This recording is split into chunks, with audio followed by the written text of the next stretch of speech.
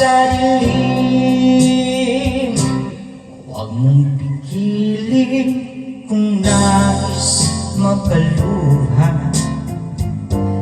Pakiramdam mo sana'y guminhawa. Kung gusto mo ay magsigarilyo muna bago tayo'y magkayakap sa dilim.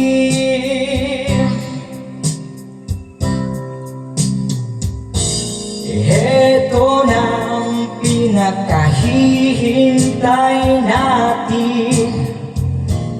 Eto na tayo'y magkayakap sa dilim. Okay, sarap ng mga nakaw na sandali habang tayo'y magkayakap sa dilim. Ika na at sumibig ka sa kama. Lasapin natin sarap ng pagsasama.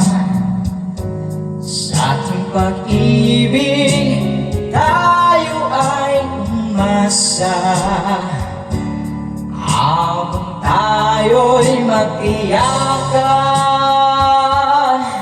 o magkayakap